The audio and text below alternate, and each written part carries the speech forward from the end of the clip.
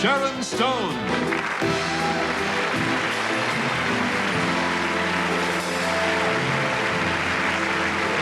Good evening.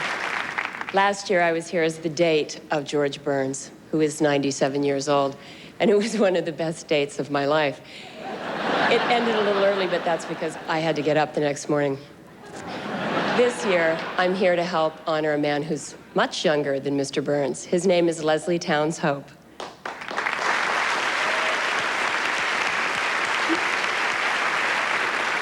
And now, here's a friend of mine who has been in a lot of movies.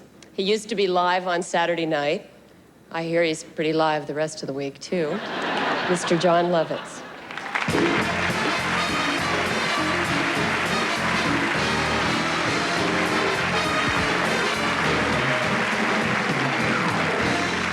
Thank you very much.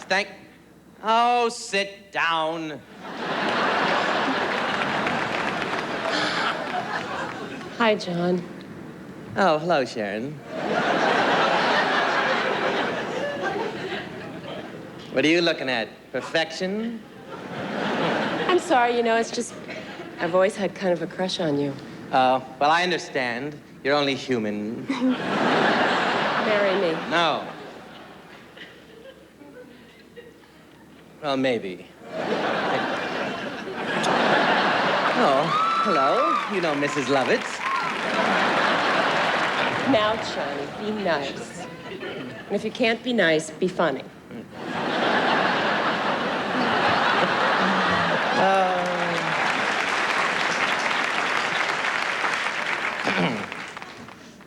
I'll be saving this.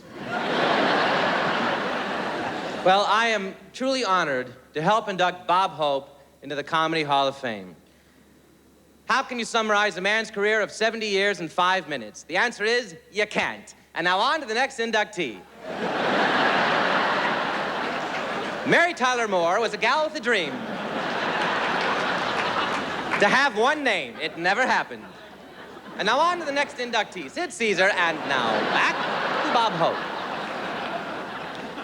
When I was 13 years old, I decided that I wanted to be a comedian, just like my idol, Woody Allen. And then I discovered Woody Allen's idol had been Bob Hope.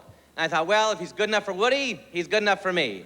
And so I set out to imitate Bob Hope. And the next thing you know, boom, I'm sleeping with Dolores.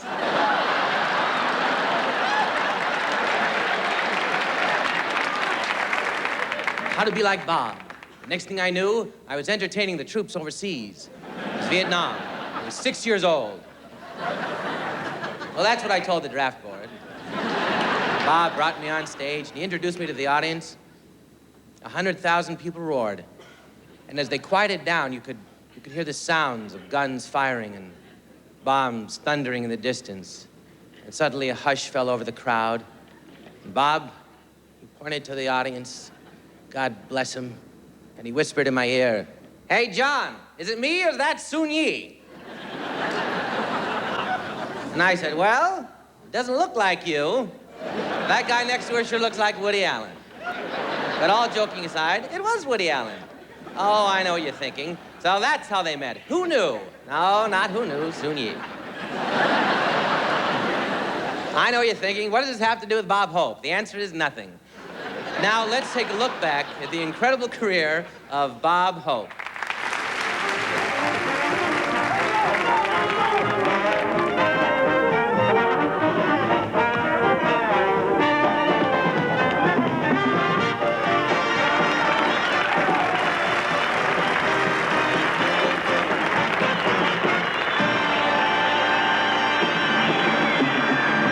Bob Hope's career parallels the evolution of 20th century comedy. From vaudeville to radio to movies to television, Bob has mastered each medium. Born in England in 1903, Bob's family soon after emigrated to the United States and settled in Cleveland, Ohio. The fifth of 7 sons, Bob got his start in vaudeville as a song and dance man. After hoofing it around the Midwest for a few years, Bob moved to New York City. And by 1932, he was appearing on Broadway. To go walking, dear, it's delightful, it's delicious, it's lovely. Bob met and fell in love with Dolores Reed, a nightclub singer. They've been together ever since and are parents to 4 children. In 1934, Bob made his first film appearance in a short entitled Going Spanish. 'Cause I bring you candy every day and nuts to you. But it was his success on radio that caught Hollywood's attention. Tuesday nights became Hope Night. The national exposure that radio brought him increased his popularity in films. Bob's first major motion picture won an Academy Award, but not for Bob's acting, an oversight. It was for a song that he sang, and it became his personal anthem. Thanks for the memory of rainy afternoons, swingy Harlem tunes, motor trips and burning lips and burning toast and prunes. How lovely it was. Bob starred in more than 50 feature films and did cameos for 15 others. Oh, Mike, you know I love you. I loved you ever since the first time I saw you, man.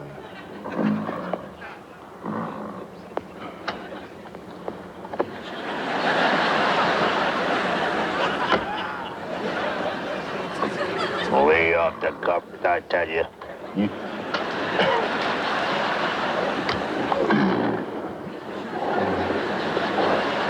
The movies that had the greatest impact on his career were the road pictures with Bing Crosby and Dorothy Lamour. Hello, boys. You new in town? Yeah. Join me in a drink?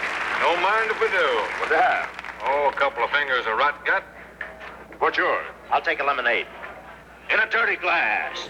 We make a perfect pair. What is there? My colleague. My crony. My cohort. My friend. Companion. Confederates. Chums to the end. Like meat and potatoes. Or salt and tomatoes. Boy, what a plan. Don't put it in the paper. Don't put it on the air. Don't put it on the shelf. Put it there. Radio and movies made Bob a star, but it was television that made him a superstar. At the first commercial television broadcast on the West Coast in 1947, Bob was there. Soon he was starring in his own television specials and making guest appearances on other shows. You're the most wonderful husband in the whole world. Did you miss me today, Ricky? See? Don't deserve it. Thank you. Very happy to be back again on television. This is television, isn't it, huh? I do want to take this opportunity to thank all you wonderful people that wrote in the thousands of letters after the first show. Also the 3 who mailed them. And, Do you know me?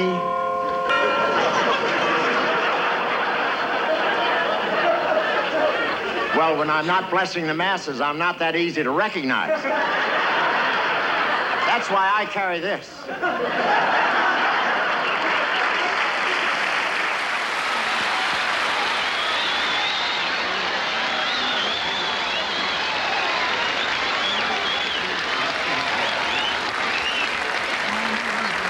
You know your seams are crooked.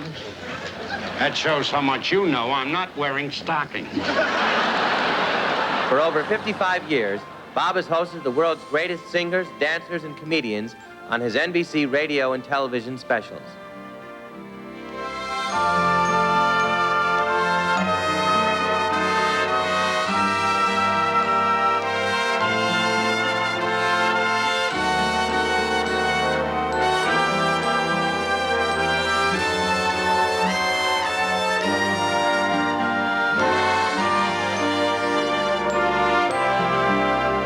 Despite his constant ribbing, Bob has been respected and befriended by every president since Roosevelt. He has also been honored by them for his patriotism in action. It's been one of the rarest honors given to Americans, and it's a great pleasure for me, on behalf of the Congress, to present this to you. Got a splendid picture of you. I hope everyone had a chance to look at it and present it to you on behalf of the people of the United States. Thank you very much, Mr. President. I actually don't like to tell jokes about a thing like this because it's one of the nicest things that's ever happened to me, and I feel very humble. Although I think I have the strength of character to fight it, Bob has been committed to doing the thing he loves most, entertaining our troops in the USO. Disregarding personal safety, Bob has worked tirelessly around the globe, in wartime and at peace, to boost the morale of our troops. Hello, advisors.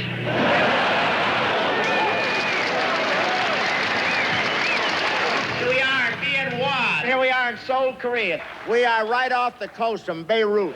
Now, I have real good news for you. I want to tell you guys the country's behind you 50%.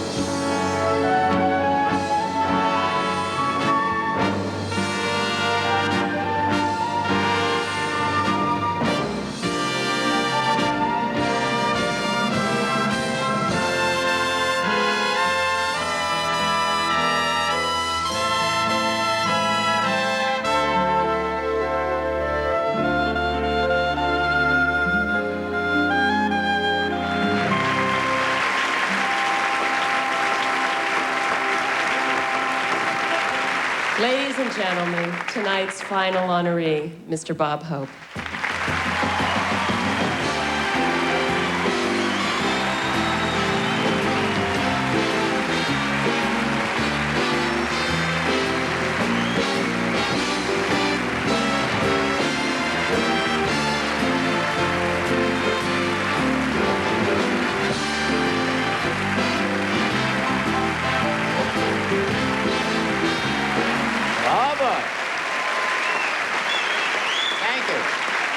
Thank you.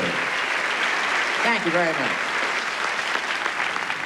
Sharon, it's nice of you to come up and help us. Isn't she beautiful, huh? See, I'm at that age where I have to ask. It's a great kick being here. It's just a wonderful, wonderful thing. I saw Phyllis Diller, and she looked great. She's here wearing her original skin, and I think it's just a great thing. I can't tell you how much I enjoyed this show, seeing all that talent, that wonderful talent, and I appreciate your efforts. Thank you very, very much. Thank you. Stay tuned. There's more coming on the second annual Comedy Hall of Fame. To perfect the all-new 1995 Monte Carlo. Comedy Hall of Fame on NBC. I think it's a little too late to save the show, but I'd like to do a few minutes about the Comedy Hall of Fame, but I have a problem, I'll tell you the truth. Right now, I feel like Jacques Gabor's sixth husband. I know what I'm supposed to do, but how do you make it interesting? Here's another one you may not care for. Now, I just don't want to stay on too long, but I want to tell you how happy and thrilled I am of all the new inductees. I want to wish them good health and continued success and may you carry on and on. God bless you. Thank you. Thank you all for coming this evening. And we'll see you all next year at the 3rd Annual Comedy Hall of Fame. Good night. Good night, everyone. This is Sela Ward. Stay tuned for an all-new episode of Sisters.